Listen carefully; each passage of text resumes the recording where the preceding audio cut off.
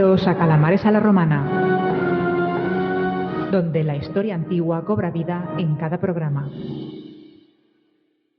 Salhuete, Calamares, y hablando de cobrar vida, aquí nos tenéis otra vez y nos podéis ver tanto en el canal de YouTube como nos podéis escuchar en iVoox, en Spotify, en todas las plataformas en las que sonamos, porque hoy venimos preparados para daros un poquito de caña y para retomar aquella historia que empezamos hace unos días o unas semanas ya seguramente, que iba relacionada con ese periodo de la Atenas más arcaica, pues en base un poco a ese viaje que estamos planificando y que para el 27 de marzo, pues si os queréis venir con nosotros a Tierras Helenas, ya sabéis, con Grupeando Tour y con Calamares en la Romana y a visitar esos grandes campos de batalla de las guerras médicas.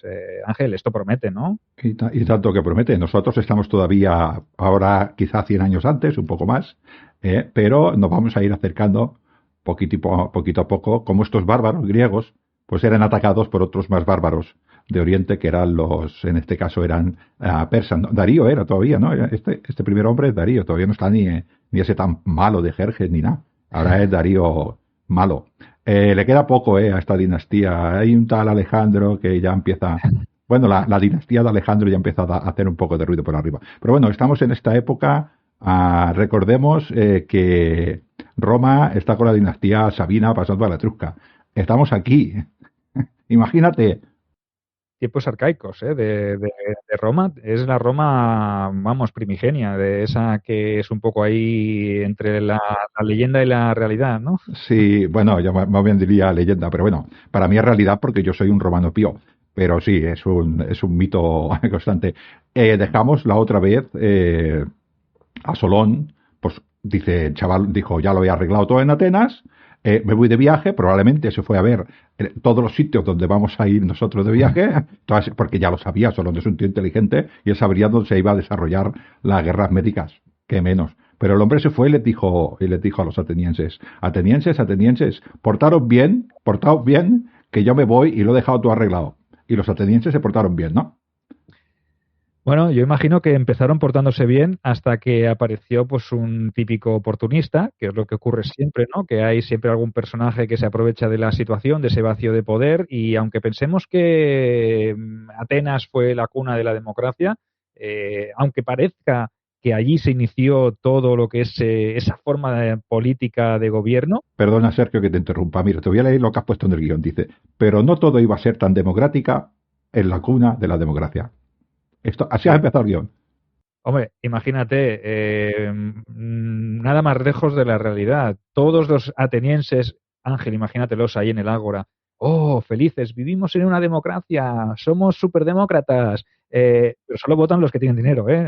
Acordaros que hablamos de las clases sociales que instauró el bueno de... Vota el populus vota, los que tienen dinero. Es que claro, después de las leyes draconianas, vino Solón, se hizo ese censo, regularon las clases sociales. Luego parece que vivimos en una utopía, ¿no? Pero nada más lejos de la realidad. Hay que entender que esa democracia no es la democracia que entendemos hoy en día o en la cual vivimos hoy en día, en la cual vamos a votar todos y tenemos nuestro derecho a sufragio, ¿no? En aquel momento pues votaban los que estaban en las clases más altas, los que estaban abajo y que no tenían o no llegaban a un mínimo de aporte a nivel de impuesto o de tributo, como le quieran llamar, pues esa gente no tenía derecho a voto. O bueno, o se les decía, dejamos que os reunáis en una asamblea y aquí votáis lo que soy vuestro patrón, vuestro líder aristócrata, os digo que tenéis que decir, ¿no? Y todo el mundo, sí, vivimos en una democracia.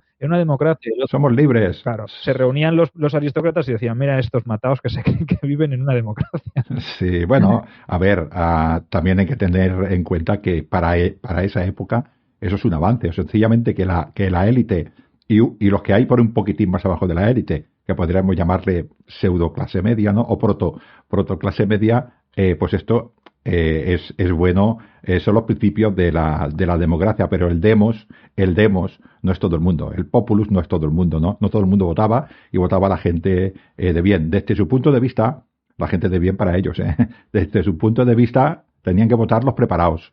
acuérdate que también en el canal tenemos un programa dedicado a las asambleas y a los comicios romanos, para que la gente lo busque en el listado de tareas y de programas que sonaron antiguamente, y allí podréis escuchar un especial en el que se habla tanto de las magistraturas romanas como de las asambleas y de los comicios, donde se ve realmente esto que estamos explicando, que no era una cosa exclusiva de Grecia, sino que en Roma también ocurría lo mismo, ¿no? Estamos hablando de una democracia muy velada, ¿no? Es una democracia muy distinta a la que hoy en día tenemos. Sí, con sus virtudes y sus defectos, ¿no? Yo me pongo en el lugar de una persona de aquella época, como has dicho tú, que estaba allí en el ágora y decía, ¿cómo va a venir a votar un campesino del norte de la Ática, de nuestra región, si la única cosa que hace es trabajar de sol a sol? ¿Qué sabe este de política? ¿Qué sabe este de relaciones comerciales? ¿Qué sabe de este de relaciones internacionales, ¿no? En este caso, interciudades, ¿no?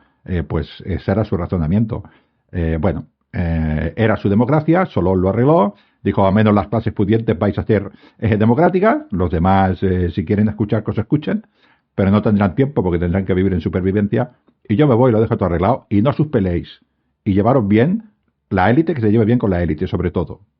Bueno, eso es lo importante, o eso es lo que él creía. Cuando se fue de crucero por el mar Egeo, dijo, lo dejo todo arregladito y claro, siempre que desaparece esa figura que mantenía un poco la unidad o el orden o la legislación un poco más controlada, pues en el momento que queda ese vacío de poder, pues siempre emergen los que están al acecho, ¿no? Y en este caso, pues el protagonista del programa de hoy, uno de los protagonistas, el más destacado del que vamos a hablar, es ni más ni menos que Pisístrato, que con ese nombre, bueno, ya sabes tú que los nombres romanos son más fáciles.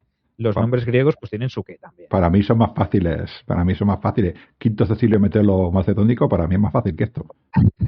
¿Por qué sacas a Quinto Metelo Macedónico? No, por nada. ¿Metió a toda Grecia? No, ha sido casualidad. Bueno, pues la cuestión es que surge este hombre que a la postre había adquirido un prestigio bastante importante en la guerra que la ciudad de Atenas había librado contra la ciudad de Megara, la ciudad, una ciudad vecina, por la conquista, ni más ni menos, de uno de los escenarios que visitaremos en nuestro viaje, la isla de Salamina, claro. Ese escenario épico en el cual se libraría un siglo y medio, 2 siglos después, esa gran batalla naval en la cual la Liga de Corinto, no, todos los griegos se enfrentaron a los persas del temible y del asqueroso Jerjes. Sí, es que es importantísimo Salamina, las personas que vayan a mirar un mapa de Grecia, pero que está en ese cabo, en ese golfo, perdón, Egeria o algo así se llama, no me acuerdo nunca el nombre, allí está esta isla en medio, y además separa las dos ciudades, Megara y la ciudad de Atenas, y entonces esa isla es una isla muy, muy estratégica. Quien controle eso, controle prácticamente todo ese mar, toda esa zona del mar, con lo cual para Atenas era vital. Y evidentemente esta ciudad, Megara, que creo que estaba un poco instigada por los espartanos, por ahí lo vamos a dejar, le quito hacer un poco... La sombra de Esparta ya planea por ahí. Sí, estaba planeando por ahí ya, y bueno, pues Atenas, pues evidentemente ataca esa isla, y este hombre, el Pisístrato, pues hizo una buena campaña militar, y ya sabes que en la antigüedad los que hacían buenas campañas militares tenían prestigio político. Y además, este hombre había ostentado el rango militar de polemarca, o sea, polemos, guerra, el polemarca, el que dirige la guerra. Acordaos cuando hablamos de esas primeras magistraturas atenienses, que estaba la figura militar que dirigía todo el cotarro, pues era el polemarca. Pues este Pisístrato era o había sido el polemarca de esta ciudad de Atenas. Entonces, una vez recuperó el control de la isla, lo que hizo fue fundar una cleruquía. Y ahora os preguntaréis, ¿y qué es eso? Pues ahora os explicamos lo que era una cleruquía. Una cleruquía venía a ser una especie de colonia militarizada, o sea, un asentamiento formado por los clerucos, que eran los ciudadanos campesinos, soldados, que prestaban servicio estacional, como en la Roma arcaica o en la Roma de tiempos de la República inicial, ¿no? En el cual pues el ciudadano tomaba las armas cuando tocaba hacer la campaña militar y cuando no, pues volvía a sus quehaceres, ya fueran en el campo, ya fueran como artesano. Entonces, cuando se funda este tipo de asentamiento es porque realmente esa zona interesa que esté protegida. No haces una apoiquía, que es una colonia al estilo civil, sino que haces una cleruquía, que es una colonia con asentamiento de soldados para poderla defender, porque es una zona conflictiva, una zona en disputa, porque Megara, como dice Ángel, estaba muy cerca. Yo imagino que los megarenses dirían, esto no va a quedar así.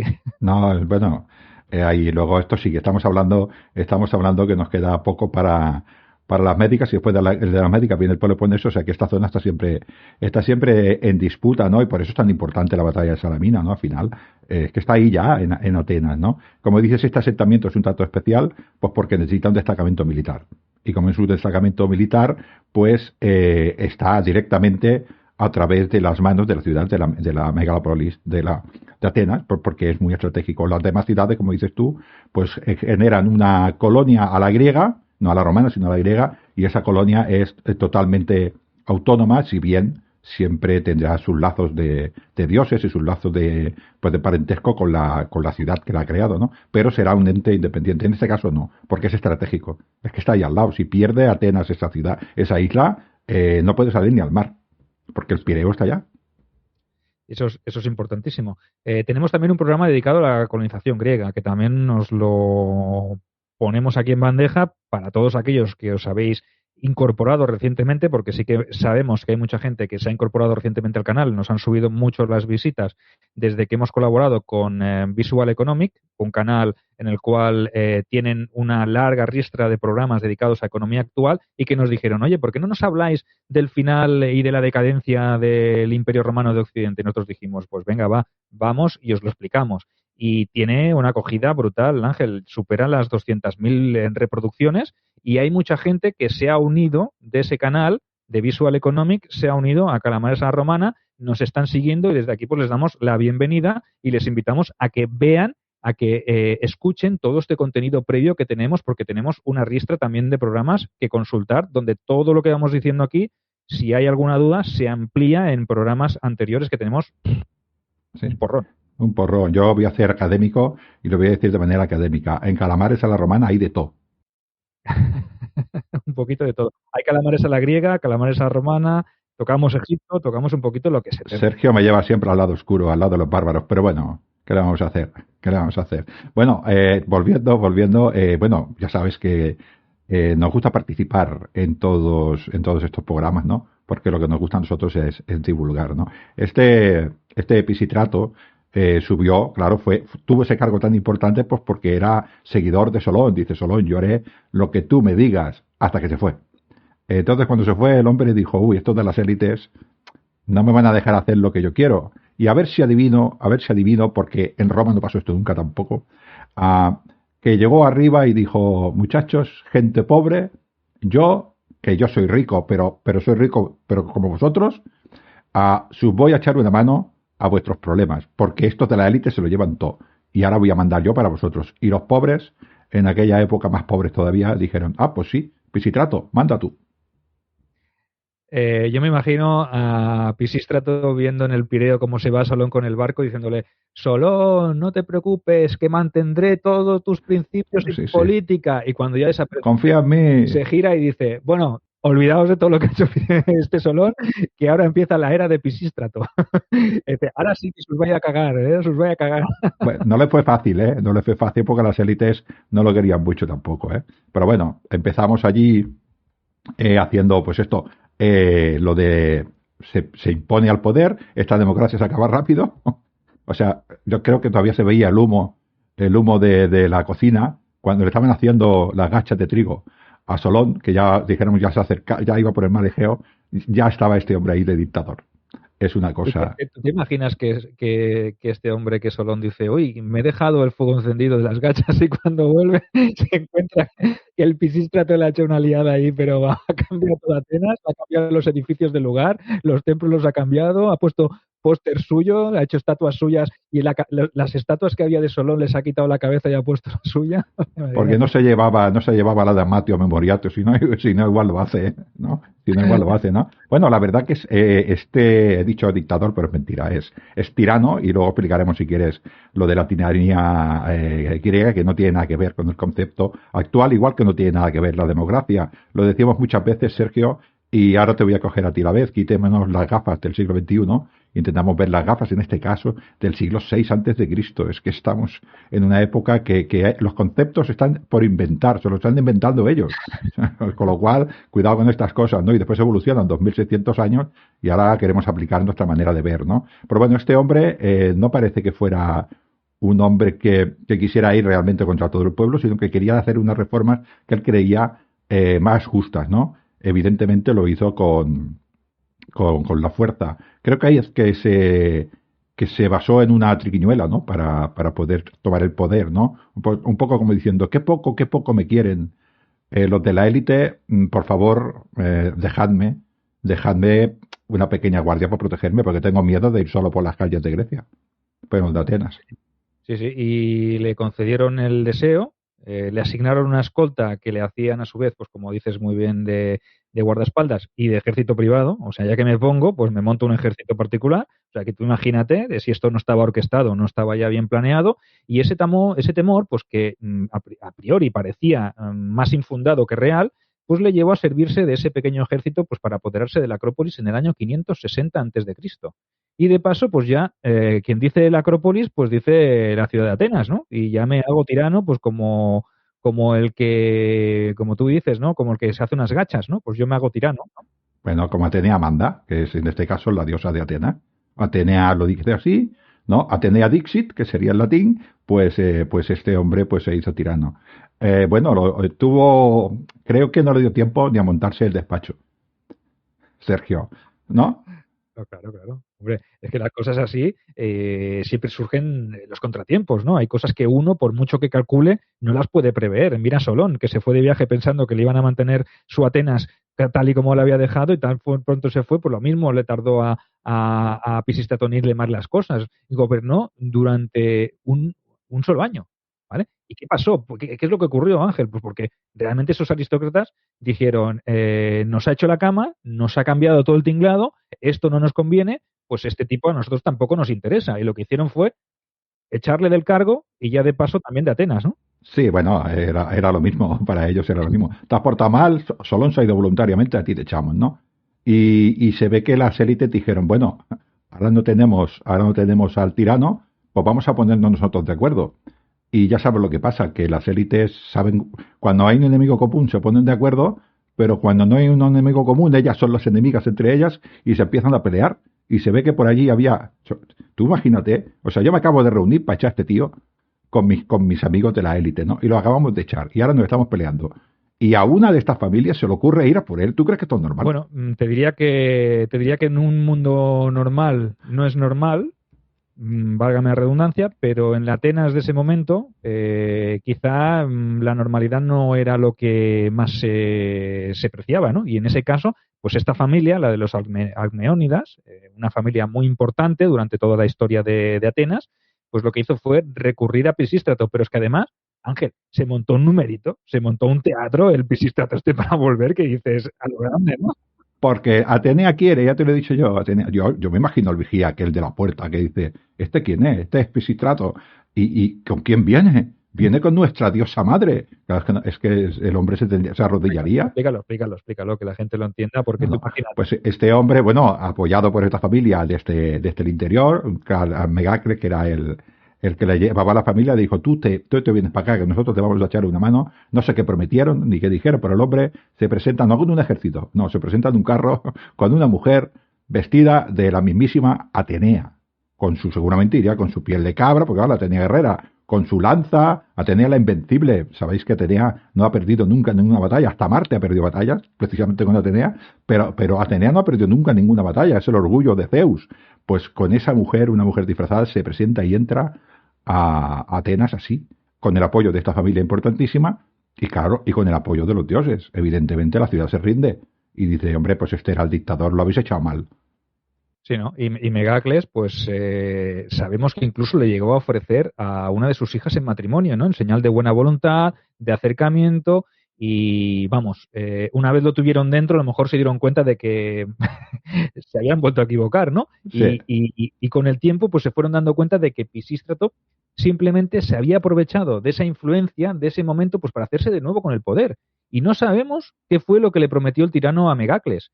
y si eso ocurrió realmente, porque a lo mejor no obtuvo ese acuerdo que él había pactado, y al no verse correspondido, pues apartó sus diferencias con esas familias aristócratas con las que estaban enfrentadas, volvieron, como tú dices, Ángel, a aunar esfuerzos por una causa común y entre todos volvieron a expulsar de nuevo a Pisístrato de Atenas, que gobernó un poquito más que el primer Sí, esta gobierno. vez le dio tiempo a poner una mesa en el despacho y a pintarla. Ahí ya estamos invirtiendo porque hay más veces. No te piensas que esto es.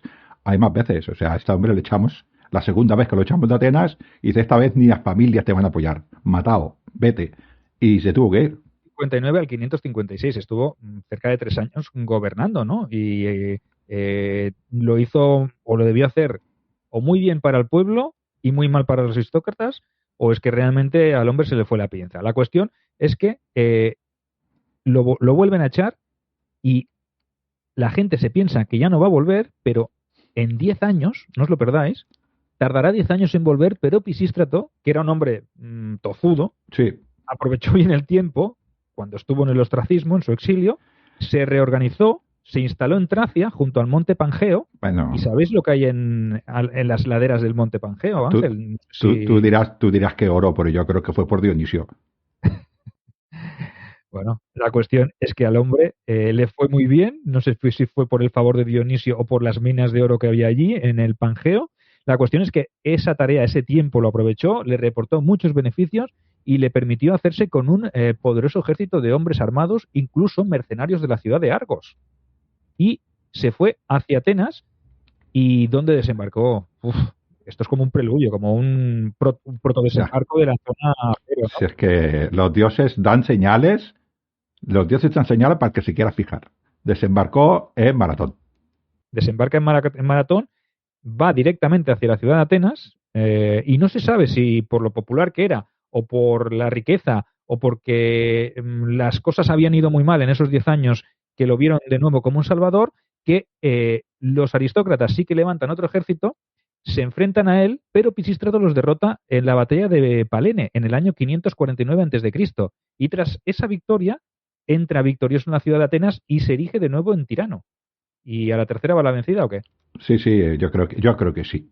Yo creo que sí. Luego le pasó como a muchos romanos que se equivocó la descendencia, pero esto es otro cuento que ya hablaremos otro día, ¿no? O como mínimo los hijos no eran tan capaces como él. A la tercera va la vencida. Yo me imagino que esos años estas aristocracias estaban intentando aguantar el poder y los pobres de la ciudad pues veían que nadie les solucionaba los problemas y vieron llegar a este hombre y dijeron, bueno, pues a ver si a la tercera va la vencida, ¿no? Y yo creo que este hombre también a la tercera, creo, a la tercera se dio cuenta de que tenía que hacer el gobierno diferente que la élite para poder estar en el gobierno. O sea, él necesitaba aliados potentes en Atenas y se basó pues en esas clases más pobres. Bueno, creo que sí que lo hizo así. Pero creo, Sergio, que es importante quizás explicar que era un tirano. Porque ahora, cualquier persona que escucha ahora la palabra tiranía se cree que es un opresor, que es una persona que va... No, yo creo que la definición un poquitín más sencilla sería, es aquella persona que quiere poder por la fuerza, pero no tiene nada que ver con su forma de gobierno. Correcto. Es que estos tiranos de la Grecia antigua acostumbraban a ser buenos gobernantes. Eh, Ascendían al poder, evidentemente, como ha hecho Ángel, a través de la violencia y la fuerza de las armas, una cosa no quita la otra, pero contaban con el beneplácito de la mayoría del pueblo, normalmente las clases menos favorecidas que no obtenían ninguna ventaja al ser gobernados por esas oligarquías, por esos hombres ricos que hacían y deshacían a su antojo. Entonces, cuando aparecía una figura de un gobernante de esta índole, con estas características y promovía unas políticas mucho más populares, muchos más basadas en satisfacer al grueso o la inmensa mayoría de la población, pues estos ciudadanos más humildes veían en esos hombres su oportunidad. Y debemos decir que los dejaban gobernar porque los preferían antes que los gobiernos oligárquicos, que solo buscaban beneficiar a los más ricos. Entonces vemos aquí que el hecho de que la figura del tirano tenga una connotación negativa, seguramente lo sería para los oligarcas, pero para la inmensa mayoría del pueblo, que era la masa, ¿vale? La plebe, la plebs, el demos en griego, pues este tipo de gobernantes les convenía. Sí, de Entonces, hecho, el mismo Aristóteles y Sócrates defienden en muchos de sus trabajos en República y estas cosas, ¿no? Y en política, defienden que el mejor sistema de gobierno es la monarquía, siempre y cuando el monarca se dedique al pueblo, sea un hombre de bien que se dedica al pueblo. Ellos defienden esta manera, ¿no? Y esto era lo que hacían estas personas. Su forma de entrar no era la forma, dijéramos, que decía la ley, que lo hacían a la fuerza. También es verdad, Sergio, que las sociedades antiguas eran sociedades violentas y eso quizás que a nosotros nos sorprende mucho, para ellos estaba dentro de la normalidad, ¿no? Imponerse a través de la fuerza, porque era una manera de solucionar los problemas para ellos como cualquier otra. Y bueno, ahí ya estaba, ¿no? Pero este hombre, esta tercera vez, creo que intenta, incluso la gente pobre está más contenta con él. O sea, que le apoya bien, ¿no? Y además hace cosas por la ciudad, embellece la ciudad, ahora explicaremos, ¿no? Embellece la ciudad, la hace más grande. Entiende que Atenas tiene que ser una ciudad comercial y no agrícola, por lo que hablamos en el programa anterior, que no dispone de mucha agua y sus tierras pues no se pueden utilizar para la agricultura extensiva, ¿no? Y este hombre potencia todo esto. sí, y además también es un hombre pío, porque lo que hace es construir un gran templo en honor a Atenea, a la que iba con él en el carro, o sea, imagínate lo que debería, que menos que... Favor con favor se paga. Claro, correcto. Y además inicia las obras de otro gran templo dedicado a ni más ni menos que al padre de Atenea, al padre de los dioses, al gran Zeus. Ah, papi. Y no solo se ocupó de la parte más física de Atenas, sino que la parte más espiritual también fue uno de sus objetivos. Y en esto vamos a entrar con más detalle porque se preocuparía por algo que a lo mejor nos parece muy banal, o nos puede parecer, o os puede parecer a vosotros muy banal, para nosotros es muy importante, teniendo en cuenta la religiosidad y la parte de creencias que pueden tener todas las sociedades antiguas, y es que le dio mayor esplendor a esas fiestas tradicionales. Sabía que las conmemoraciones eran muy importantes para unir a los ciudadanos, no solo de Atenas, sino de todo el Ática, porque hay que entender el Ática como una población dispersa, no es una población donde existe solo un núcleo que es Atenas, sino que hay muchos campos, mucha población agrícola, muchas aldeas, muchas pequeñas villas, pequeñas propiedades, y todo eso hace que el Ática se convierta en una unidad, ¿no? Y mediante estas fiestas tradicionales, mediante esta devoción hacia los dioses y hacia las divinidades, lo que hace es potenciar el sentimiento de unidad, ¿no? Y eso es muy importante, Ángel. Sí, sí, la cohesión, como has dicho, e incluso la administración censataria estaba pensada ya en este tipo de lo que los romanos llamaban tribus, que era por zonas, ¿no? Incluso se preocupó este señor de hacer pequeños tribunales para asuntos normales o no importantes para que los campesinos no se tuvieran que desplazar. O sea, que pensó mucho en el pueblo, quiero decir que sí que intentó estructurar, pero como dices tú, a nosotros nos cuesta mucho entender, pero la religión cohesionaba mucho a estas personas, ¿no? Las primeras fiestas que tocó, ahora hablaremos de la más importante, pero yo creo que las dedicadas a Dionisio, por eso lo decía, ¿no? Allí Dionisio parece ser que nació debajo o encima de los montes donde había oro, y este hombre, pues, evidentemente se lo agradecería, ¿no? Había varias fiestas a Dionisio, este era un buen hombre, creo que tiene que ver con el vino, y hacían unas fiestacas estas con el vino, que es una cosa mala. Eran fiestas religiosas, que nosotros nos pensamos que eran todo borracheras y sexo, rock and roll y bacanales. No, eran fiestas religiosas donde había alcohol, sexo, bacanales, pero no tiene nada que ver. Pero yo creo que las más importantes son precisamente dedicadas a la patrona de la ciudad, ¿no? Las pataneas, Panateneas. Esta era la fiesta grande para ellos, ¿no? Esta se llevaba a cabo en verano y había incluso concursos poéticos muy importantes. Pues si te parece, hablamos de estas panateneas, le dedicamos unos minutitos a esta festividad religiosa para que la gente, para que nuestros calamares entiendan el porqué para Pisístrato o el porqué Pisístrato fue importante también esta Atenas más arcaica, ¿no? En el cual o en la cual empezamos a asistir a esta intención de convertir a Atenas en algo más Se grande. está haciendo Atenas, yo lo comparo, perdóname que lo diga, yo lo comparo con ahora estamos hablando que en Roma teníamos la dinastía etrusca. Los etruscos fueron los que le dieron la forma a la ciudad, fueron los que hicieron que Roma fuera una ciudad, porque antes, como has dicho tú, eran aldeas diferentes, que las personas estaban en diferentes aldeas, incluso en diferentes villas que iban a este centro urbano a sus asuntos políticos y religiosos. Pues este hombre está haciendo esto con Atenas exactamente, que es ya pues hacer una ciudad, una cohesión, una natio, una nación. Todos somos de esta ciudad, de esta ciudadanía, de esta kiwis, tenemos esta ciudadanía y una diosa que nos representa, que en este caso es Atenea, y vamos a potenciar eso, ¿no? Esto es lo que está haciendo este hombre, y que lo que hacía la hipotética, esa ya puede ser bastante más real, ¿no? En caso de Roma, la dinastía, pues, etrusca de Roma, ¿no? Pues esto está haciendo este hombre, están creando el sentido de ciudadano de Atenas. Pues las fechas en las que se celebraban estas Panateneas era normalmente entre el 23 y el 30 del mes del Hecatombeon, es decir, el primer mes en el calendario del Ática. O lo que sería lo mismo, buscamos la equivalencia con nuestro calendario, sería la segunda mitad del mes de julio del calendario actual. O sea, eran celebraciones religiosas, como ha dicho Ángel, y eran las más antiguas e importantes que tenían lugar en Atenas. Y no te creas que existían solo las Panateneas, sino que cada 4 años se celebraban las grandes Panateneas. O sea, como las Olimpiadas, no será casualidad. Correcto, sí, era una versión extendida, la versión extendida de las Panateneas normales y que duraban 4 días más que las anuales. En cuanto a fiesta, nadie supera a los griegos, que celebraban festividades, Juegos Olímpicos. La gente piensa que los Juegos Olímpicos solo había unos. No, es que los Juegos Olímpicos eran unos de los juegos que se hacían en la antigua Grecia. Estaban los Juegos Píticos, los Juegos de Delfos, los Juegos de no sé qué, los Juegos de no sé cuánto. O sea que al final había un conglomerado de juegos que se repartían por toda Grecia. Y el de las grandes Panateneas, también se hacía cada 4 años. Y eso simbolizaba pues que eran de calidad superior a las que se hacían anualmente, además del prestigio que otorgaban. Y el hecho de celebrarse como estos Juegos Olímpicos denota que eran muy relevantes. Y estas festividades iban acompañadas, imaginaos, agarraos los machos, iban desde desfiles militares, competiciones deportivas, competiciones literarias, competiciones musicales. Los Juegos se dividían en dos, unos para los atenienses, que comprendían las artes, y otros abiertos para todos los griegos.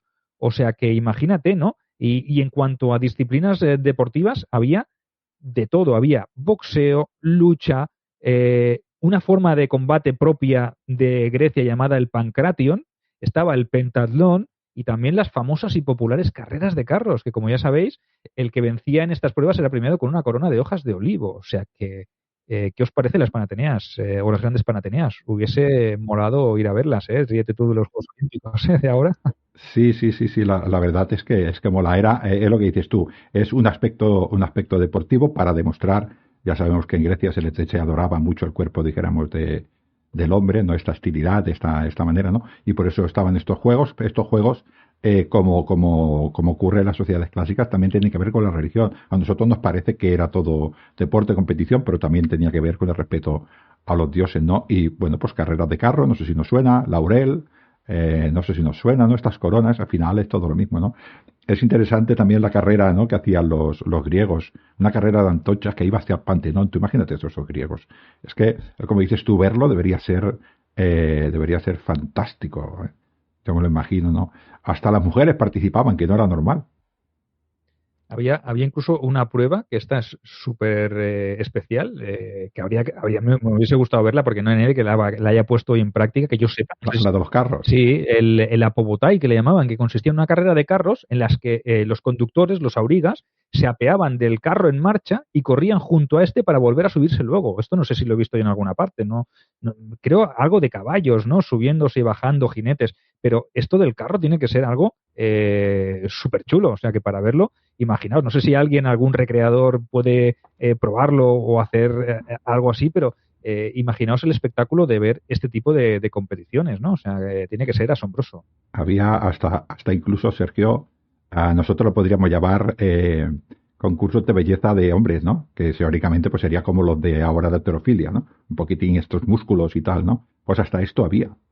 Es que son fiestas que parece mentira, ¿eh? Parece mentira que se produzcan. Todo esto era a favor de Atenea, de mi querida Minerva. Luego los romanos lo embellecieron todo, ¿no? Pero son fiestas grandes, importantes, y buscaba, como dices tú, este hombre cohesionar la ciudad, ¿no? El tema de las mujeres que participaban también aquí, ¿no? Honrando también en una procesión, que en Grecia la mujer estaba bastante escondida, por decirlo de alguna manera, iba del gineceo de su padre al de su casa familiar, era una sociedad patrilineal, así que la mujer iba de la casa de su padre a la casa de su marido y difícilmente, aunque probablemente salía más de lo que nos parece, pero difícilmente participaba en actividades públicas, a no ser que fueran religiosas, y en este caso, pues también salían las doncellas, pues un poquitín pues honrando a la diosa. Sí, se trataba de una ofrenda en forma de tela que era tejido durante todo el año por esas mujeres del Ática, era un peplo, ¿vale? Y se le ofrecía a la diosa como ofrenda. Y el peplo pues era portado por unas doncellas en procesión que recorría toda la ciudad hasta la Acrópolis, donde estaba ubicada la estatua de la gran y única Atenea Párcenos. O sea, imaginaos, ¿no? Esta participación en esta procesión pues era el culmen, un gran honor.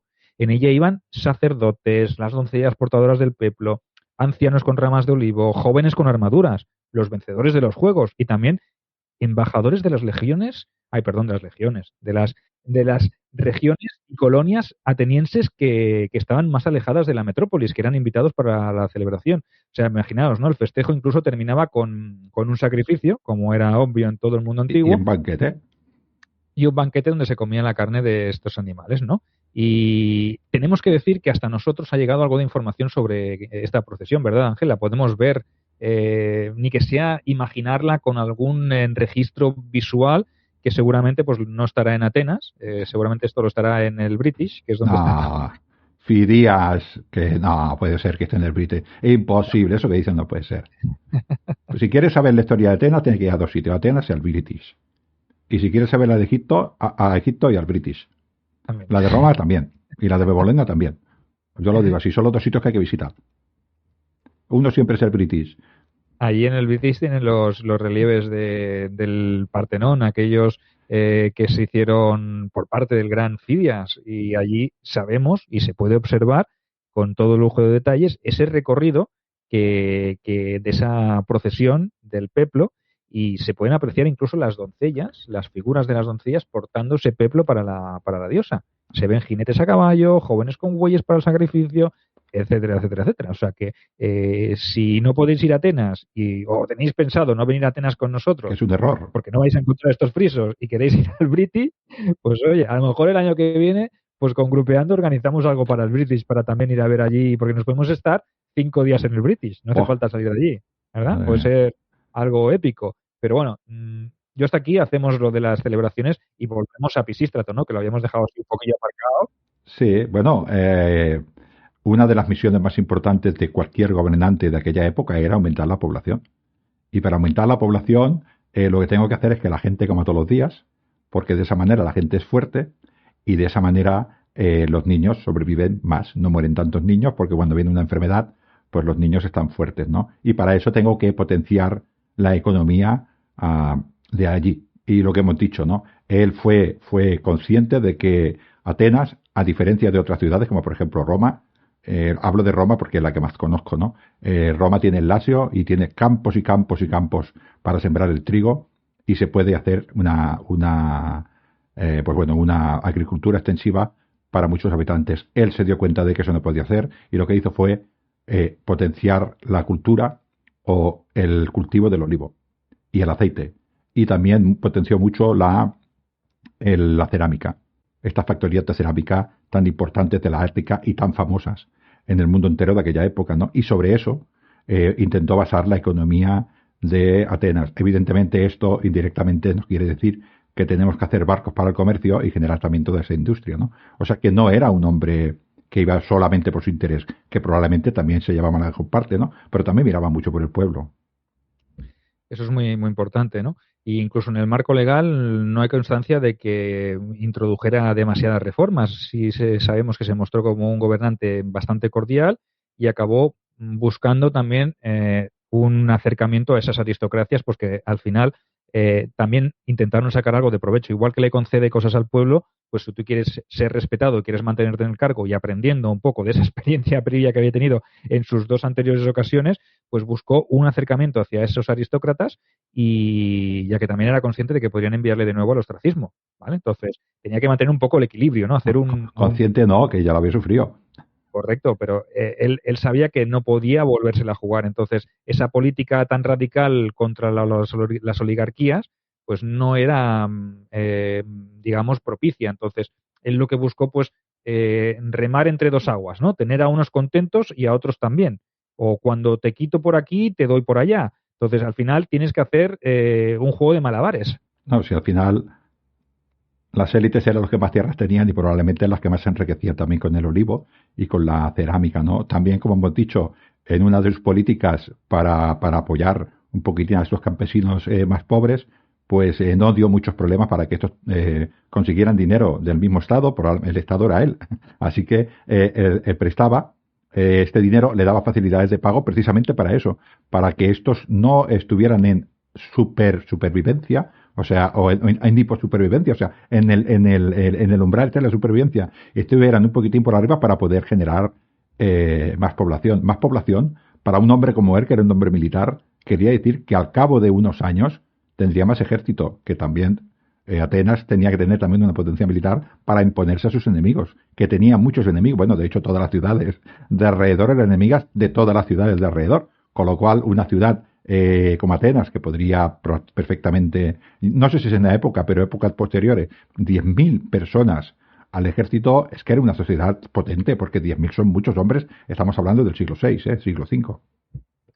Correcto, pues teniendo en cuenta todo lo que os hemos relatado, parece que su gobierno fue más bien una edad de oro que un periodo oscuro, ¿vale? Y el papel de tirano dista mucho de ser el término tan peyorativo con el cual hoy se define a la figura que ejerce el poder absoluto, ¿no?